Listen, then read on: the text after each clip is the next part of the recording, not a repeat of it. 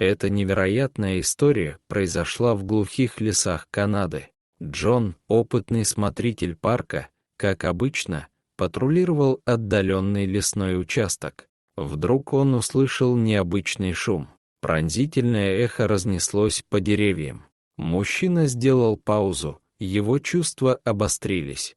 Звуки напоминали крики, звучавшие одновременно бесчеловечно и отчаянно. Несмотря на звон тревожных колокольчиков в его голове, его внутренний инстинкт побуждал его прислушаться к звукам. С каждым шагом он приближался. Наконец он наткнулся на сцену, превзошедшую все его ожидания. Перед ним на поляне лежал медведь, передняя правая лапа которого попала в капкан. Кроме того, его голова была в петле, а задние ноги запутались в колючей проволоке. При каждом движении медведь издавал болезненный стон. Инстинктивно рейнджер потянулся за своей винтовкой. Встреча с медведем не была шуткой, особенно если животное было ранено. Но эта встреча была другой. Джон почувствовал, что медведь умоляет о помощи. Мужчина отбросил свое первоначальное беспокойство. Он проигнорировал сохраняющийся страх и осторожно подошел к обеспокоенному медведю. Мужчине пришлось подойти поближе к ловушке, чтобы осмотреть ее. Но когда он приблизился, медведь грозно зарычал. Это была отчаянная попытка защитить себя от того, что он воспринимал как угрозу. Затем Джон сделал нечто шокирующее. Он бросил свое охотничье снаряжение, единственное средство защиты, которое у него было, и положил его на землю. Его разоружение было обещанием не причинять вреда. На самом деле медведь постепенно успокоился. Возможно, бедняга повидал за свою жизнь достаточно охотников, чтобы понять, что они опасны только тогда, когда держат в руках предметы. И руки этого человека теперь были пусты. Но это не меняло того факта, что Джон подвергал себя серьезной опасности. Любой здравомыслящий человек отказался бы приближаться так близко к такому большому и непредсказуемому хищнику. Рейнджер опустился на колени рядом с медведем и попытался завоевать его доверие. Затем он подошел ближе и перерезал петлю, обвивавшую шею хищника. Медведь оставался на удивление спокойным и не показывал никаких признаков угрозы человеку. Затем Джон перешел к колючей проволоке. При ближайшем рассмотрении выяснилось, что проволока начала впиваться в тело медведя. Крики животного становились все громче по мере того, как Джон аккуратно и осторожно удалял проволоку. В конце концов медведь попал в капкан только с одной лапой. Если бы Джон решил эту проблему, медведь был бы свободен и мог бы легко напасть на него. Но мужчине ничего не оставалось, как довериться животному. Он собрал все свое мужество и выпустил лапу из капкана. Теперь медведя был свободен. Мужчина не ожидал того, что произошло дальше. Вместо того, чтобы вскочить, медведь остался лежать на том же месте. Когда Джон отступил назад, его охватила печаль, когда он увидел всю картину.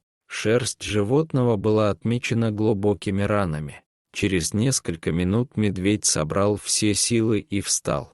Он пробежал несколько метров и снова упал. Мужчина опустился на колени рядом с медведем и произнес успокаивающие слова. Джон не хотел оставлять животное на произвол судьбы, потому что рано или поздно браконьеры найдут медведя и сделают с ним ужасное. Недолго думая, Джон взял телефон, набрал номер местной клиники дикой природы и попросил о срочной помощи.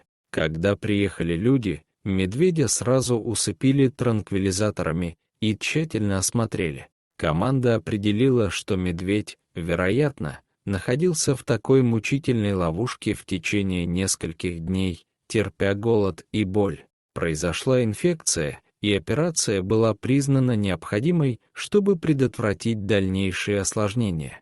Без немедленного вмешательства существовала большая вероятность того, что медведь потеряет ногу. Работая вместе, они аккуратно погрузили медведя в транспортное средство и через 30 минут добрались до клиники. Ветеринары и эксперты по дикой природе работали вместе, чтобы оказать медведю столь необходимое лечение. Раны были очищены, введены антибиотики, а зияющие раны тщательно зашиты. К ужасу Джона, после того, как врачи завершили свою работу, они раскрыли тревожную правду. Медведь не был единичным инцидентом. За последние недели поступило несколько сообщений о других диких животных с аналогичными травмами. Понимание того, что других животных постигла та же участь, привело Джона в ярость. В последующие дни медведь оставался под сильным снотворным и находился под пристальным наблюдением в клинике. По мере того, как животное постепенно восстанавливало свои силы, сотрудники больницы обсуждали возможность выпустить его обратно в дикую природу. Но Джон отверг эту идею. Не было смысла выпускать медведя, когда вокруг была группа людей, намеревающихся причинить ему вред. Бедное животное, вероятно, снова попадет в ловушку, и на этот раз ему может не посчастливиться быть обнаруженным вовремя. Сотрудники согласились, но другого выбора у них не было. У них просто не было ни места, ни ресурсов, чтобы разместить медведя дольше, чем на несколько дней. Недолго думая, Джон начал гонку со временем, чтобы найти виновника до того, как медведя отпустят на свободу. Имея доказательства, собранные в клинике, он обратился в полицию.